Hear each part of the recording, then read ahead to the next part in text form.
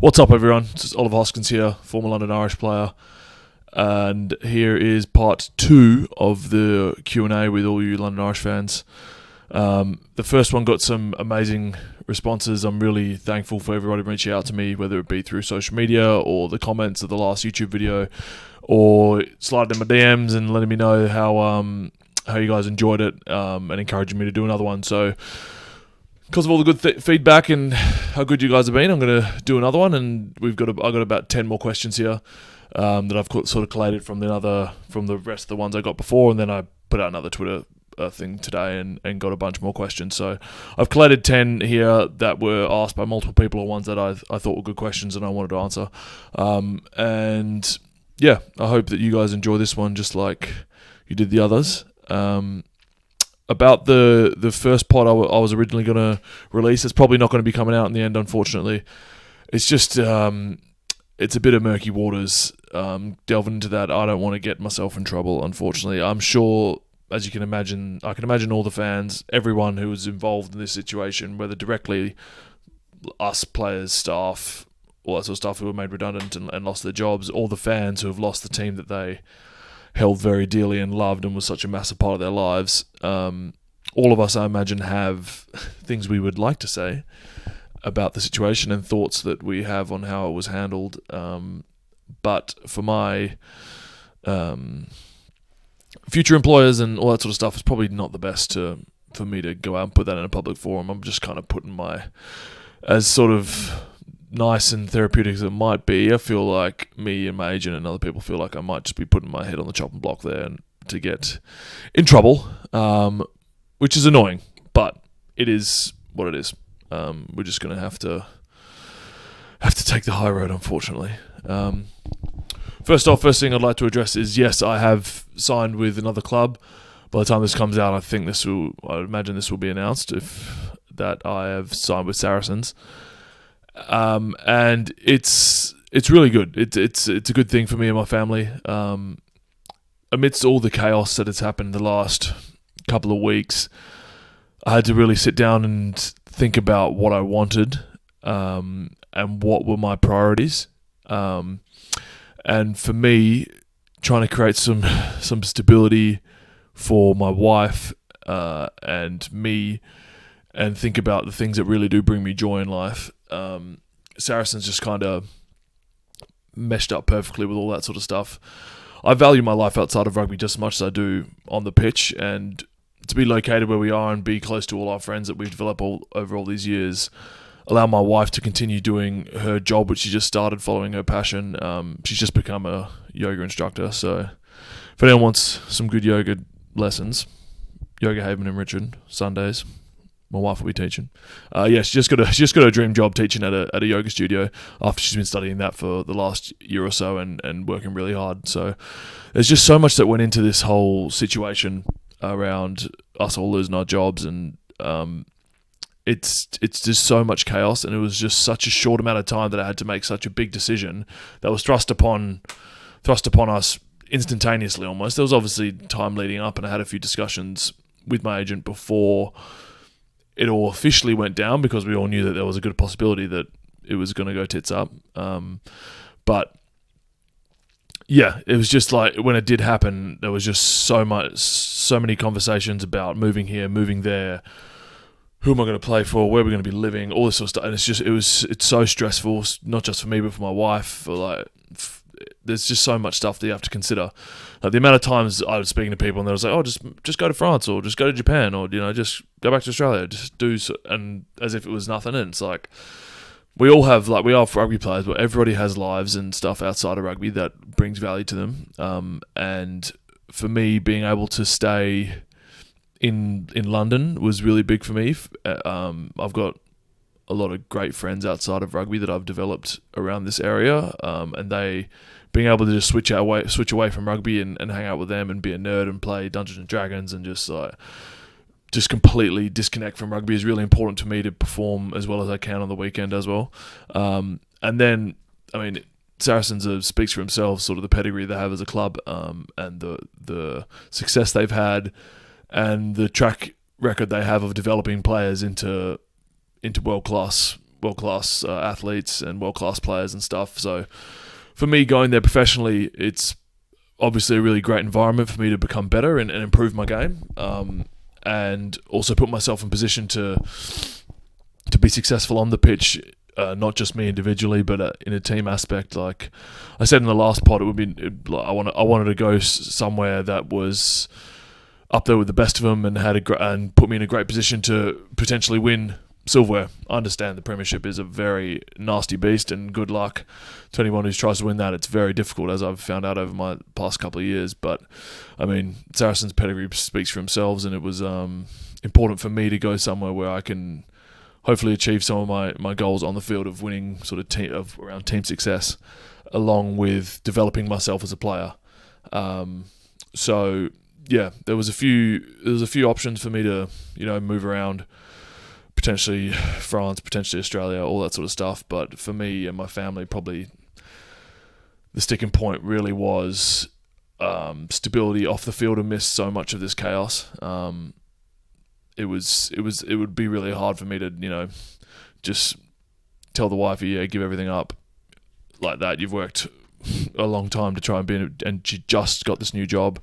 Just kind of be like, okay, so sorry, we're leaving. I'm chasing the short-term dollar somewhere, rather than sticking around and looking at it holistically and having a bit more of a long-term view on things. Whereas Sarries allows me to keep my stability off the field whilst also joining an environment that is world-class and will allow me to progress professionally and hopefully be in positions to win some of the biggest trophies in the world, which is something that I've always wanted to do, and it's really exciting, really, really exciting. So yeah, I'm not going to say it's not a little bit weird. I never thought I'd play for another Premiership club. Definitely, I thought that if I was in the Premiership, it would be with London Irish, and if I was ready to move on to a different stage of my career, it would probably be somewhere else in a different league when I was a little bit older. But as I said, this is completely out of our control, isn't it? And it's just been thrust upon us. And now I've got this new challenge ahead of me, and I'm really excited to rip in and hopefully add to that environment and show them what I can do, and improve as a player, improve as a man, and put my best foot forward to add to that awesome environment they have up there in North London. So I'm really excited, and yeah, I hope that the Irish fans are happy for me too. I know it'll be a bit weird seeing me in another jersey, but this is just the nature of the beast at the moment, unfortunately.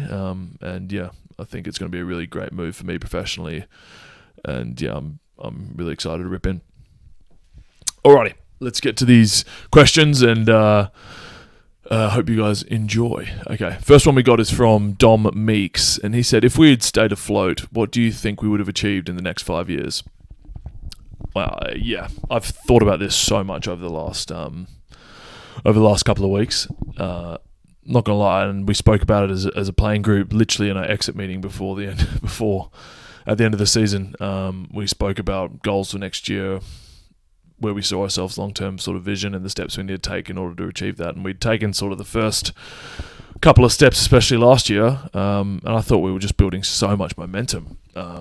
You saw that second half of the year, we just played such good rugby, and even in the first half when we were losing those close games, like we were so in it with the best teams and things just weren't going our way, and we kept playing this sort of style of rugby that we had built towards over multiple years. And yeah, I think the next 5 years, honestly, I'd probably look at it through, London Irish tinted glasses, but I genuinely think we could have won the Premiership in the next 5 years. The amount of young, incredible players we had coming up, mixed with old, great leaders, experienced guys, it was all just meshing together, and we had a core group of players that had played together for a long period of time. We kind of made changes around the fringes, but there was a core group of us that had been together for 4-5 seasons, and we knew we were under the same coaches. We were playing the same brand of footy. We were just adding bits and pieces here week to week and season to season and progressing the game. That honestly, the next 5 years, I genuinely think we would have won the Premiership at least once. And obviously, I said before, it's a very difficult thing to do, but I don't know, I had so much faith in the way that we were going and the trajectory that we're on, that, not to say there wouldn't have been hurdles, of course there has been. There's been so many hurdles in my time at London Irish, but I felt like we just found something this year. And something had clicked, and we got the balance of youth and experience and leadership and game plan and coaching and preparation, and we just figured something out, and it was obviously working. So, yeah, it's pretty disappointing we're not going to be able to see the fruits of that labour, because I'll tell you, there was so much work put in to get us to the point we were in this year. Like, to come from where I was me personally and the team, for where we were 7 years ago when I first joined, to where we ended up this year. Man, like, we put in so much work, and it's devastating that we're not going to be able to see the real end result of that. We felt like we just kind of started to kick the door down, unfortunately. But so be it. Thank you for the question. Next one. Next one's from Josh Howard 9923.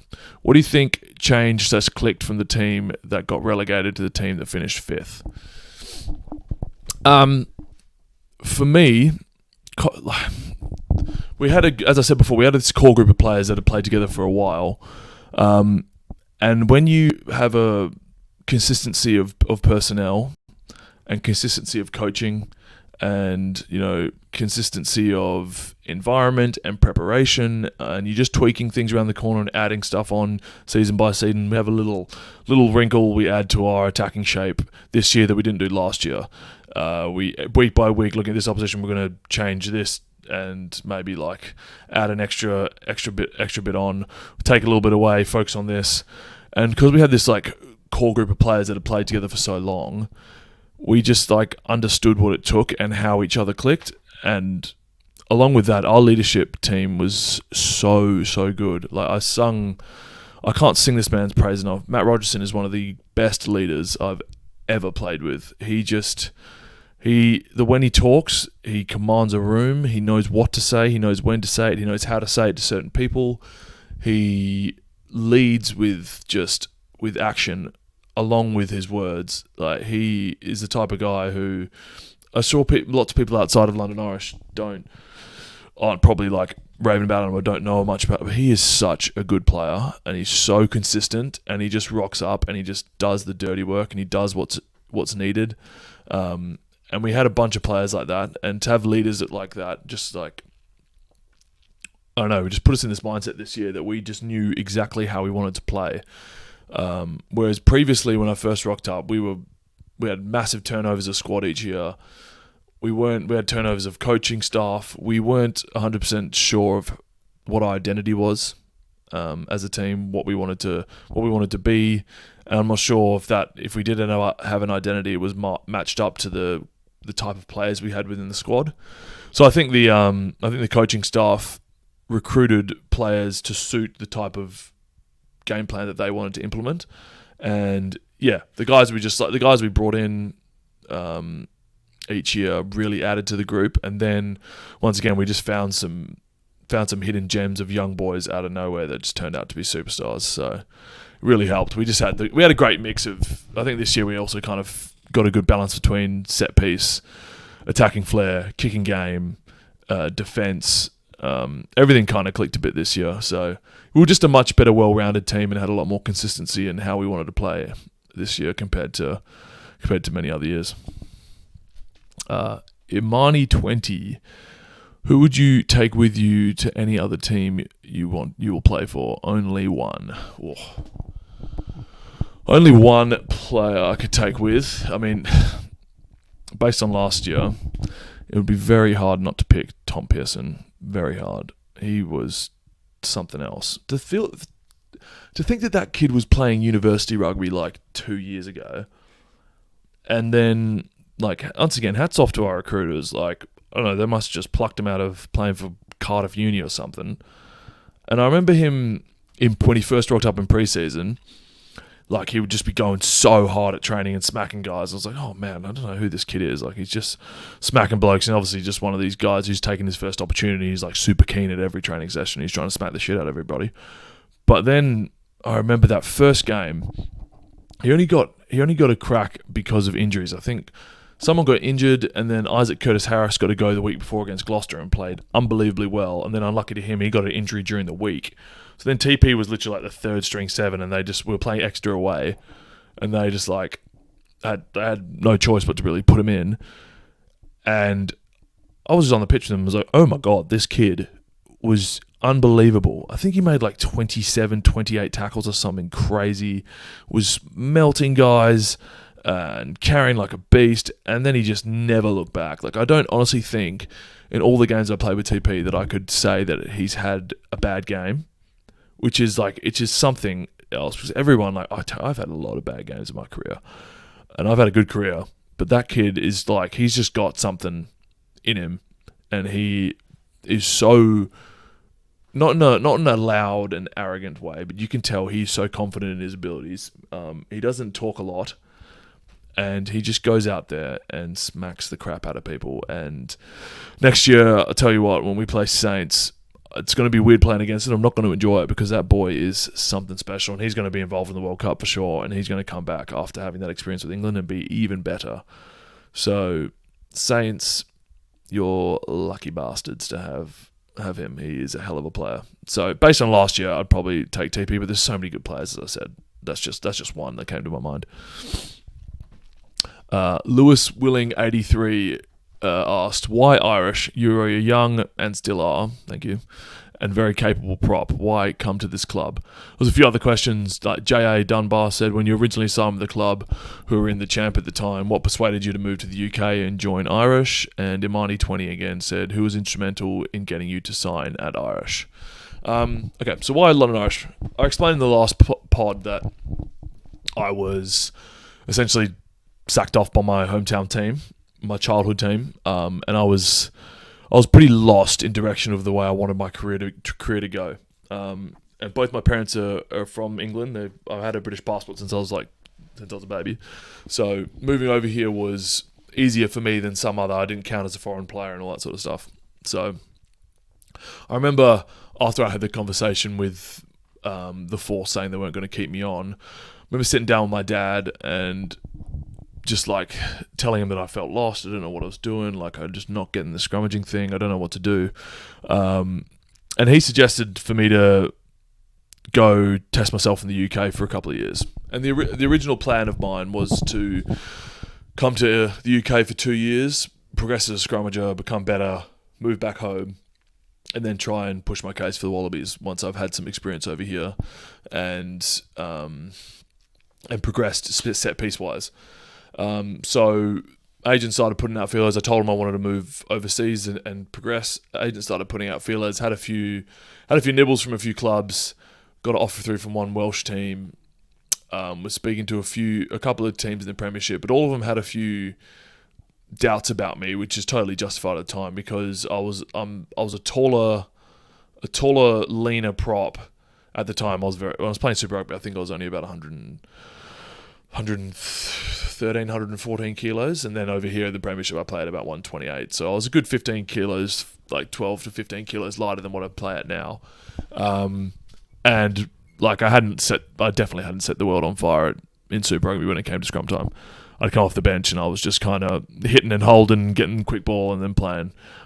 So a lot of them had their reservations about me as a scrummager, and I remember I had this big highlight package that my people had put together and was sending out, and then some clubs came back and like wanted me to go and find training footage because they weren't sure about my scrums, and I had to like compile a bunch of like, I sent them a whole training session, not just like a highlights, because obviously it's easy for me to send the scrums I did well. I had to send them like multiple training sessions of good and bad scrums, all this sort of stuff.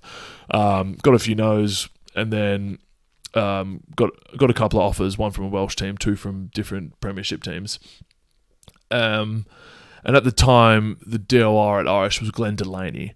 And I remember him calling me, and we having a chat just before I signed. And as I said before, he just like, it was nice. He said that he saw the potential in me, and it just sounded like he really wanted me to be part of the squad. And that was something that I was missing then, and something that I craved. Was like, obviously I was just being told by my boyhood club that they didn't need me and didn't want me next year, and that really like hurt me personally as like someone that I loved the Force, and hurt my ego a bit because I thought that I was pretty good when evidently I wasn't. And I definitely wasn't back then. I was good in some areas, and I was really, really average, below average scrummager.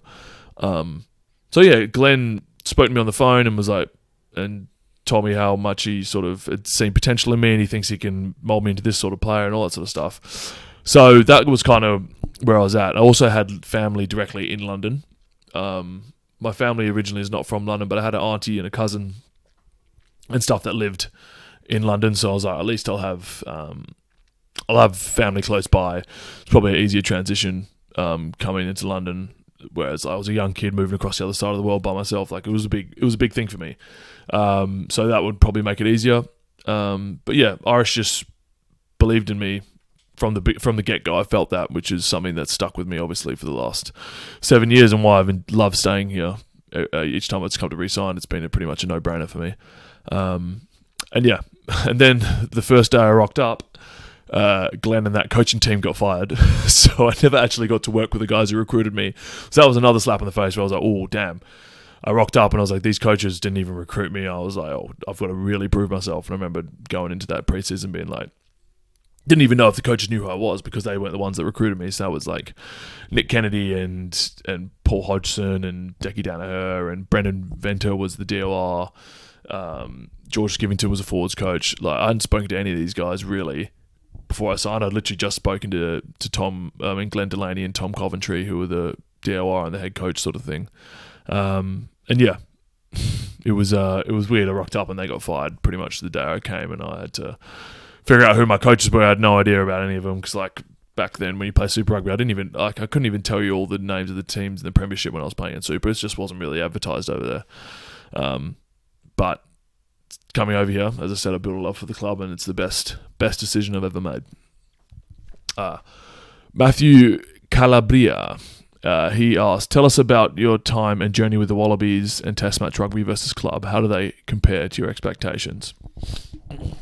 My time with the Wallabies was very short, but amazing, and a dream come true. And I think you all probably saw how much it meant to me. Like it was a really emotional, amazing time in my life, and so unexpected.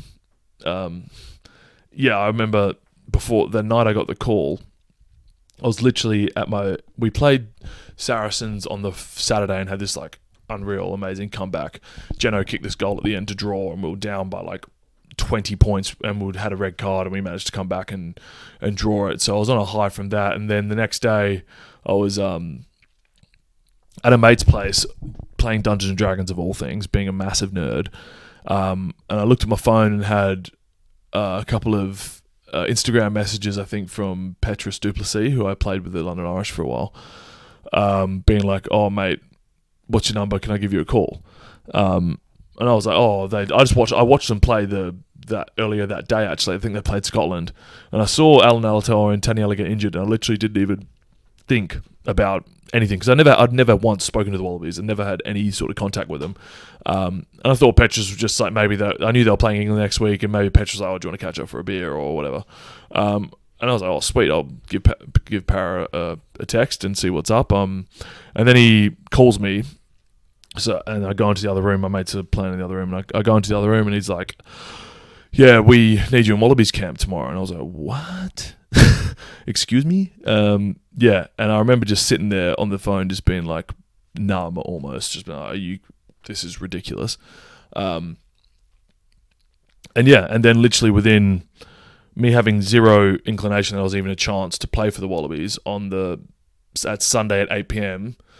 to being in camp with them the next day on the Monday, training with them on the Tuesday, and training all week with them, to being picked on getting the team announcement, I think, on the Wednesday or the Thursday, to play against England on Saturday. It was just like so fast. You know how like most people, the way it is now with England, almost like they'll be named in a training camp like months before they actually make the debut. So you have like inklings, and you're sitting there and you've trained and you understand the environment. You have that first sort of announcement, "Oh, I made the training squad, awesome. Now I've got to go to the training camp and prove myself, and then maybe I'll get picked." Mine was like, I just skipped all that.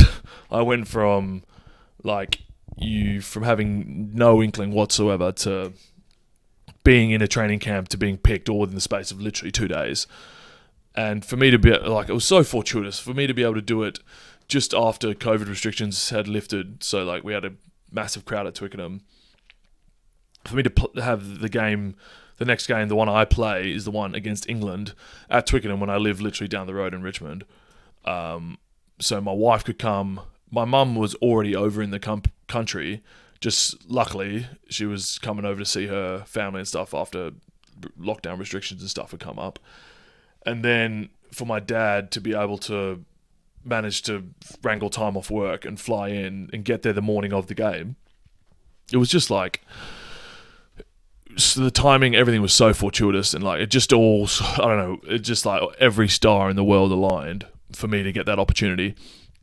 So not to say that I wasn't like, I'd worked so hard for so many years to put myself in a position to maybe be able to play test match footy one day. But obviously with the way the laws were in Australia, that they only changed it because of COVID, that usually they don't pick guys outside of Australia. So I'd kind of understood that it was probably never going to happen for me.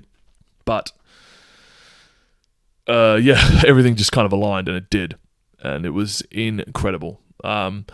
I'm probably not the best person to ask about the difference between test match rugby versus club, because I played 13 minutes, but a cap's a cap, and I'm a Wallaby, so they'll never change. But yeah, I played 13 minutes, and they literally felt like it went for like 4.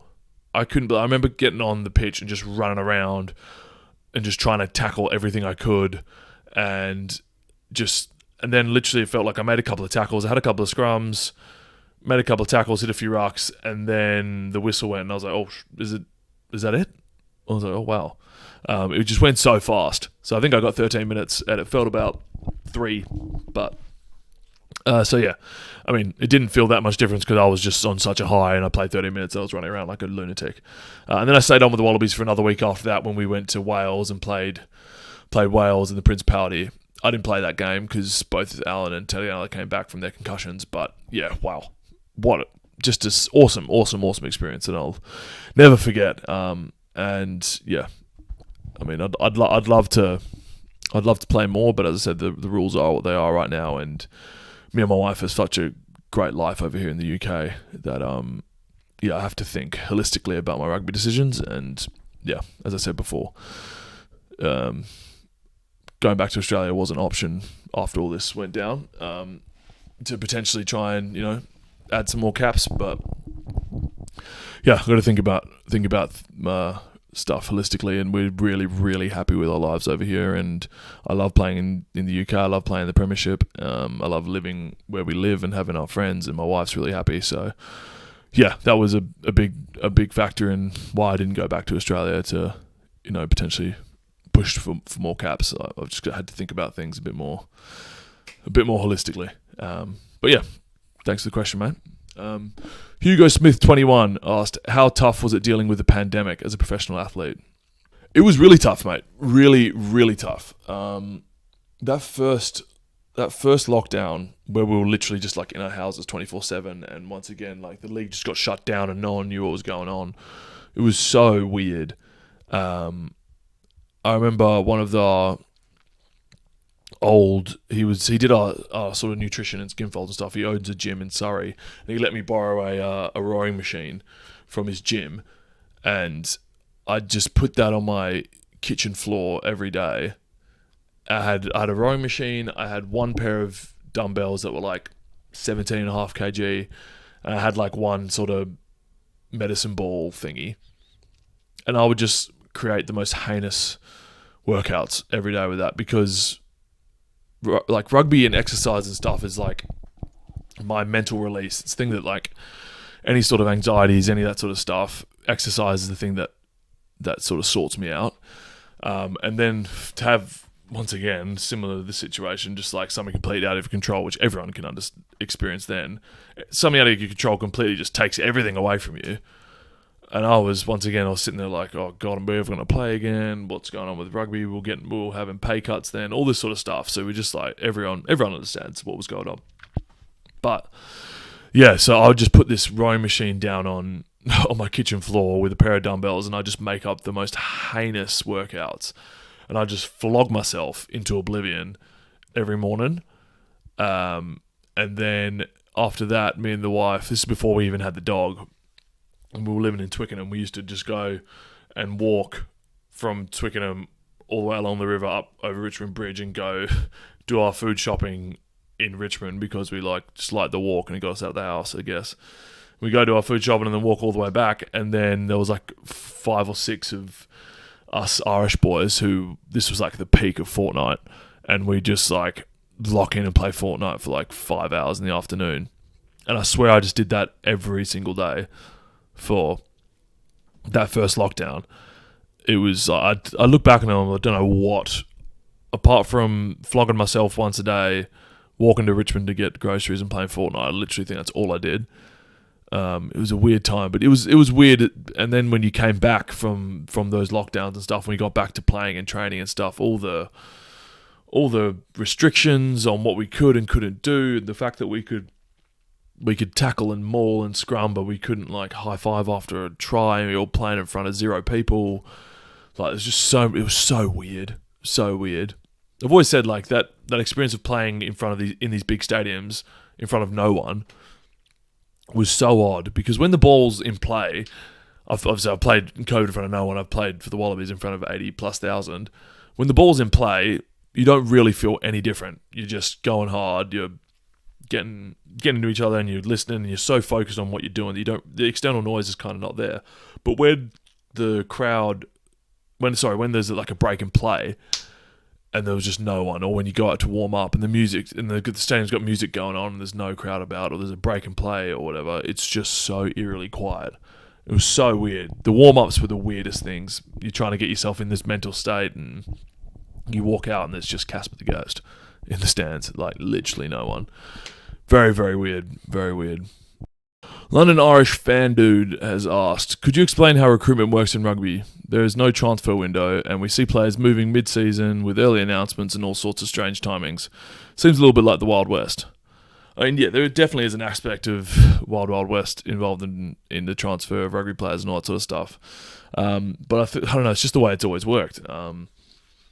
Usually the sort of timeline things will go is that you'll start, if you're off contract at the end of a season, you'll probably start talking to your agent around November to February. Seems to be the time where most of the sort of main deals will be getting done. And that's, I'd say the main reason it's like that is probably for rugby players to try and lock in some security before the end of seasons. We don't earn footballers' wages. None of us have millions of pounds sitting in the bank where we can go into a transfer window with no idea as to where we need to be moving or all that sort of stuff. So I don't know, maybe that plays into it as to why there's no transfer window. I'm not too sure. It also is probably the not having the sort of world schedule around leagues being played at different times and all that sort of stuff. It makes having a dedicated transfer window quite difficult when some contracts, say for Australia, they're from November or December to December. That's their sort of year cycle, whereas premiership contracts are from July to July. So having a dedicated transfer window would be difficult for guys to negotiate outside of their leagues, if that makes sense. I think it's just more of a way for rugby players to have a bit more security and that sort of disparity in schedules between leagues and different hemispheres and all that sort of stuff. But yeah, it's weird, and it's much more entertaining, I imagine, for fans. I'm a massive fan of the NBA, and I love the free agency market, and when the free agent sort of window opens, and there's all these people getting dealt everywhere, and they have trades and all those crazy things. We're not. I hope we don't get into all that sort of stuff. Having this instability the last couple of months has been more than enough. Let alone if I was playing, never knowing if you're going to get traded the next day and that sort of stuff. That would be tough, but yeah, it's just the way it works in rugby, I'd imagine. It is different, but it allows boys to have a bit more security and to be able to try and organise themselves around if they need to move and that sort of stuff. But yeah, usually you start talking to your agent around November and hopefully getting deals done over that Christmas period to early in the season, so you can go into the sort of back half of the season knowing having security for the next season, like focusing on whether you're staying at the team or going and that sort of stuff. But yeah, rugby is different to a lot of other sports. It's just in many aspects, and this is just another one of them. Chris FXD has asked, tell us about the few tries you've scored and how they happened. I scored more than a few. This season, actually, unfortunately, it was my last season with the Irish. It was the only season I didn't score a single try. Didn't get one, which is quite disappointing. Tell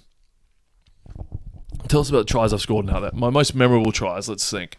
I actually had like a good run on my on my 50th game. I remember was when we were in the champ. We were playing. It might have been when Yorkshire was still in the champ. It might have been Yorkshire Carnegie, someone like that. I remember I scored a hat trick on my 50th game, and two of them were off the back of them all. I used to love. I think I scored something like 20 or 21 tries for London Irish over my time, and there was one season. That's it. The second time I was in the championship, I think I scored like 11 of them, because the way George Skivington's line-out system worked, if we went up at the front of the line-out and we mauled from the front, as a tight head, I'd be at the back. So I'd actually end up on the ball, whereas now most this is why you see hookers scoring so many tries. Most line-out systems, no matter where you land in the line-out, the hooker will get the ball at the back and be the one who, when you go over, will actually score the try. And that was the case everywhere, except for if we went up at the front, the hooker would throw the ball and beeline it and plug directly into the maul, rather than waiting for someone to come from behind and come round and plug the front of the maul. So that allowed, if we went up at the front, the hooker would plug, and then I'd be the last one to kind of get there, and I'd get the ball at the back. And being in the championship, like, our pack was pretty good in comparison to others, and we scored a lot of maul tries because Skivs absolutely loves his mauling. You've obviously seen the way Gloucester play now. Loves a maul. And yeah, I benefited from that quite a bit. That was nice. My favourite try I've ever scored was my 100th game. So like I scored a hat-trick on my 50th, which is pretty cool. My only ever hat-trick, I think, of my professional career, definitely. And then on my 100th, we were playing Quins at the Stoop. This was just after COVID again. There's no crowd or nothing. And I hadn't played in like 6 weeks going into that game. I didn't get picked for a while. I had an injury, and then I didn't get picked for a while. And then a bunch of the boys got COVID. I remember, I think Keps... This was when Scopey Kepi was here, and LJ both got COVID. And I was like, it was like just me and Luke Green, who was like a young academy tight head, who was available. So I ended up playing 80 that game. Like, I feel bad for Greeny now, but I hadn't played for 6 weeks, so like, it's not ideal going into it. And I ended up playing 80 minutes that game, and I think I scored off the back of a maul again, but I kind of had to break off the maul and like run and like dive in the corner sort of thing to get us to draw the game. I think we missed the kick to go ahead, but it brought us to a draw, and we ended up drawing that game. That's probably my favourite try, even though there was no crowd or anything. To do like on my 100th game, Quins away, we came back, and I scored to like kind of make us draw the game. That was really cool, and I remember that. Like, I remember going nuts to just crickets, obviously, because there's no crowd, but like going nuts, and the boys jumping all over me and screaming and stuff, and we weren't technically allowed to celebrate, but it's hard not to in the spirit of the moment. And yeah, and then like, it's weird, that's another one of those pandemic ones where you get up and you're like, let's go, and you look at the crowd and there's no one there. But yeah, that was probably my favourite try, just because 100th cap, and it was like a big try to kind of bring us back and draw that game, which was really cool. Isaiah Moore, Big Izzy, former London Irish player too now. Tough gig, brother. It's tough. He asked, what's the best 15 that I've ever played with? This is the only question that I did a little bit of prep for, obviously, because I'll be sitting here for 30 minutes trying to rack my brain through stuff. So, best 15 I've ever played with. This is not just my time at London Irish. I picked a guy I played with at the Force, a few guys I played with at Wallabies and under 20 level and stuff. But loose head, number one, was Pekaho Cowan. And I don't know if many people over here would know who Pek Cowan is. He was like a Western Force legend when I was growing up as a kid. a Kiwi who moved over to Oz, and then he was one of the first guys ever to play 100 games for the Western Force. He played a handful for the Wallabies as well. And Pekka was just like such a good player, such a good man as well. I remember him being so instrumental in me when I was a young kid. When I was even coming through the academy, I'd be like 16 and occasionally do the odd session with the Force and stuff. And Peck was always so nice to me and so supportive of me. And just a sick player. He had awesome skills. He had great footwork. And like strong scrummager. And just had like an engine on him. As a big man, just had a massive engine. And yeah, just a really good human. So I enjoyed playing with Peck quite a lot. Number 2, got to be Gussie. He's like, as I said in the last pod, he's been so good for me in my development. He's so fun to play with. He plays with like a joy, like a real love of the game that's infectious. He's great in preparation of the game, the way he cues boys up. He talks in huddles, like he just plays with passion, which I love playing with guys like that. Obviously, number 3, it's me. It's my 15. I'm not going to not pick myself. 4, Rob Simmons. Simo has been awesome to play with since he came to Irish. Such a hard working, grafting bloke. Like he just is always playing well and always up for the challenge. He preps immensely during the week, especially for lineouts. He was like so passionate about the lineout and did so much prep. And then he just like physically always be there, always putting his head in dark places, banging blokes. You see his nose is like halfway across his face because he's been smacking his face into things for years. Simo is just a guy that you know what you're getting out of him, and it's consistent, hard work, always in the right spot, doing the right things. Massive engine on him, great in the line out. Loved scrumming with him, but like I loved when he was behind me at scrum time. Yeah, he's off to Claremont, and they've got themselves a very, very good player. Number 5, Big Willie Skelton. Played with him at the Wallabies for that 13 minutes and just the week and stuff. But I've known Willie for a while. I never played with him until I actually played with him at the Wallabies. But great bloke. Like the biggest man you'll ever meet, ever. Like he's just so enormous, but he's so lovely off the field. So lovely. Such a nice, genuine man. And it was very nice for those couple of scrums I had against England to have Big Willie behind me. I mean, him at La Rochelle having that Antonio bloke who's about 150 kilos and Will who's about 150 kilos himself. Like, good luck moving their scrum. And it was nice. Like, I could just like hit and get into shape, and I've just got this enormous man behind me slamming me through, which is fantastic. And then like around the park, he's awesome. Like for someone so big, he's always in the right spot. He's actually got really good work rate, and he's physical, and he's got great skills. Yeah, Willie Skelton's awesome. 6, I said probably the best leader I've ever been involved with is Matt Rogerson. Like I loved playing with Rog so much. He's such an amazing leader. Just grafts. Like he is. I don't know if he is happy about it, but he always seems to be the guy who you can. If you watch a game from TV or whatever, you may not like notice all the things that Rog does, but when you play with him, you notice all the work he does. He's in every attack and breakdown.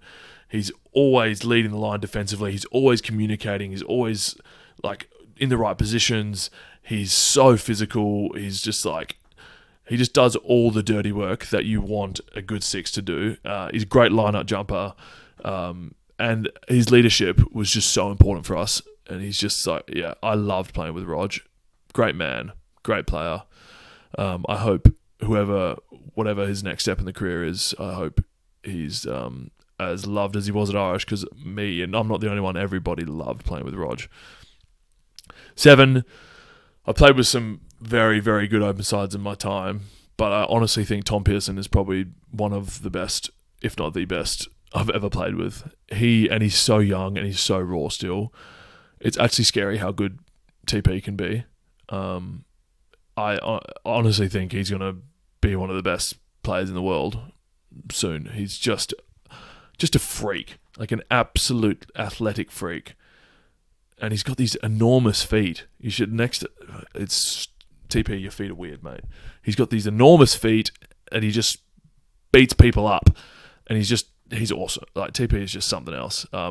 Honestly, for someone so young, and the fact that I've only played with him for a couple of seasons, I honestly think he's one of the best players I've ever played with.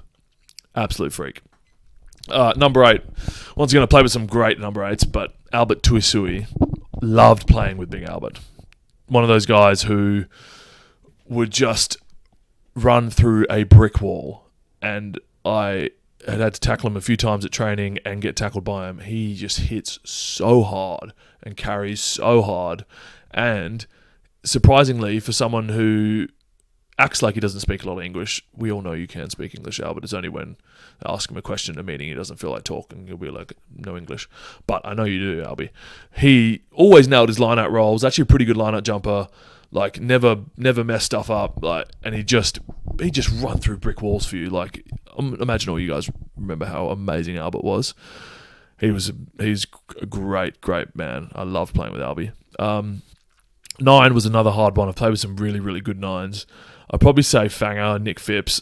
That couple of years at Irish, like, his energy and stuff is just infectious, and he just plays at such a high tempo, and you love playing with him. And he's one of those guys you love playing with and you hate playing against him because he's always yelling and you can hear him before you see him, and he's just communicating and nudging the game in the direction he wants. And he's just like, he's one of those guys who you just want to go to war with because he will strap up and just go. Super fit, great communicator, threw great pills. I loved playing with Fanger. Number 10, Paddy Jackson, easy pick for me. Like, such a great player, amazing leader too. Just steered the game in any which direction he wanted. Knew when to speed up the tempo, knew when to slow it down, knew what to say at the right times. Just a great leader, great player, great game manager, great during the week in preparation. The way he's so committed to his craft. Every off day you come in, he's in there kicking. He's in there on the computers. He's so committed to his craft. And I showed he was the top point scorer in the league this year. Paddy was, loved it. Number 11, Benny Loader, jet shoes, freakish athlete. Like, I remember, like, when he first came in as an academy kid, I remember his first ever game for Irish. We'd already been relegated, and we played Bath away at the last game of the Premiership before it was dust, so we were already relegated. So Decky Kidney picked all the guys that were here, some young guys and all the guys who were here next year. And I remember it was Ben Loader's first ever game, and he had a bit of a mare. And everyone was like, he's touted as this like up and coming player, and he'd been sick at training, and then he had a bit of a nightmare first ever game. And then that year in the Championship, he really developed, and then the next year in the Prem, this kid was just like gassing everyone, stepping people left and right. His feet are just so... I'm so envious.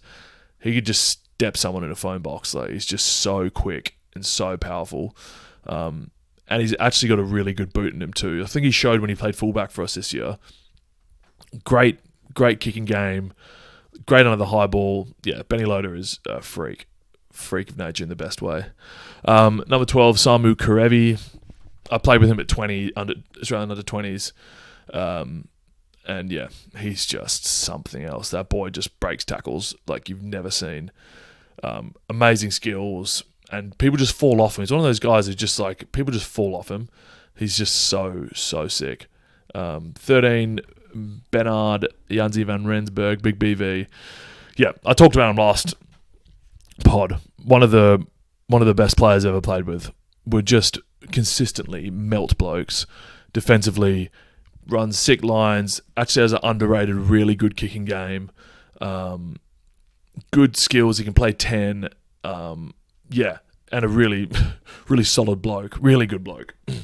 BV is something else. Yeah, he was, whether it's 12 or whether it's 13, he's so good. I thought that pairing they had when we had Jeno and BV playing towards the end of the year was just like such a good dynamic between having both of them be able to be physical in the front line, and then both of them also having played 10 for a lot of their careers, having great ball skills and distributing, and allow us to play our game with width. So they just had such a good dynamic between them of having that direct physical contact in attack and defence, and then also having that sort of finesse playmaking, kicking game. We just had such a good balance there. Such a good balance. 14, Ollie Hassel-Collins, another freakish athlete, 6'3", quick as all buggery, massive boot on him, and one of those guys just a bit like Samu who people just fall off. He just breaks tackles just for fun. I remember that game against Gloucester at home when he scored 4 tries. Just like stupid. He was so young and so raw, but no one could stop him. And then the week before, he scored that stupid try against Exeter where he literally broke about 15 tackles and ran the whole field and scored. I was like, who is this child? Like, he was so young then and so raw, and now you see what he's progressed into. He's such a more polished, such a better player than he was back then, and he was already amazing back then. I think he's going to play a lot of games for England over the time. He's still got he can even become so much better, and he's sick now. Number 15, Tom Parton, Dolly. Great man, great player. Another one of those guys that, like, you look at him and you think he's a bloody accountant, but then he has jet shoes and he's steps like left, right, and centre, and he's got great kicking game, great under the high ball. Dolly's. I love playing with Dol. Another guy who's going to go hard, and he does a lot of prep, and he's always in the right spot. You know what you're going to get out of him. He just knows his stuff, and he's an underratedly very, very good athlete and great player. So I'm glad that Dolly's going to be with me at Sarries because I love that man off the pitch, and I love playing with him on it. But yeah, that was probably a way more long-winded answer than you guys wanted. But yeah, that's my number 15.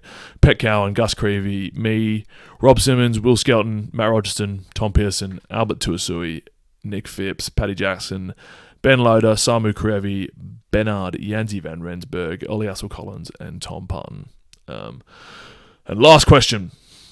This is from Liam Donovan. What did you do with your Wallaby jersey? Well, funny that, Liam. I've got it here. One sec. So, I'm lazy. And I also, I need to get this framed and put up nicely in the living room stuff, but I also just I like touching it and having it, you know? Sorry, here we go. Yeah, it's weird. I don't know. Every so often I'll just open my cupboard and see it there and be like, that actually happened. Damn. Like, it's still weird. It's one of those periods of time that I don't think I'll ever fully compute actually went down. So yeah, this is the bugger here that I got, my one and only. But yeah, it's just such a special thing to me that I need to get it framed, but I think there's something holding me back from getting it framed because I like holding it and stuff. Sometimes a bit weird, but sometimes honestly I open my cupboard and see it there and I'll just take it out and look at it and be like, damn, I actually still can't believe that happened. So that's where my Wallabies jersey is. She's right here, along with, sorry, this is a bit unprofessional, got some stuff down here. I probably need to get this framed. This is my Wallabies, my cap. It's got my number there, 949. Another sort of thing that I probably should frame, but again, sometimes I open the cupboard just to get something out, my wardrobe, and look up and be like, oh damn, those things are still there, and I'll take them out and just have a quick squiz and I look around and I'll be lying to say that I haven't put this on a few times afterwards and just worn it because it's just such a amazing memory for me. As I said before, didn't think it was going to happen, but it did, and I'm very, very thankful it did. And then I've got 2 other jerseys here, so I've just kind of expanded on this. Which one have we got here? This is my 150th from earlier this year against Newcastle. Just a awesome achievement. Something that I've really prided myself on. I think I got to about 160 something caps for the team, and I was really looking forward to this next 2 years, hopefully hitting 200 for the club, because that only a handful of people ever would have hit that, and that would have been really, really cool. But as I said, unfortunately, it's not to be. And this last jersey is a bit bittersweet, honestly. This is the jersey that I wore in the last game ever for London Irish against Exeter the other week. Now, not only at the time, I thought this was just the end of season, I'll take the jersey sort of thing, but yeah, this is the last jersey I or anyone with the number 3 has ever worn on for London Irish, which is a bit wild when you think about it. This is the last time I ever put on the Irish shirt was this one here. And in the time, I had no idea that was going to be the case, but it's now something that I will cherish that jersey forever because it's a representation of the ending of 7 amazing seasons. But yeah, as I said, this isn't going to be a sob story. It is what it is, unfortunately. But yeah, there you go, guys. This has probably gone on for way too long once again. I hope you guys have enjoyed. There's 10 more questions. I've got so many more. So if you want me to go again and do another couple, let me know. But yeah, thank you all for watching. Thank you for the response. If you want to leave a like and all that sort of stuff, that I imagine does help. But I'm not a YouTuber or anything, so I feel a bit silly saying that. But yeah, please share it with people, and if you think they'll enjoy it, and yeah, put some suggestions down in the comments if you want me to answer any more questions or anything else you want me to chat about, because I enjoy doing this, and obviously you guys enjoy hearing me talk. So, I'd love to continue on and keep going on with it. So, thanks for listening, guys, and have a good one. See you later. Bye.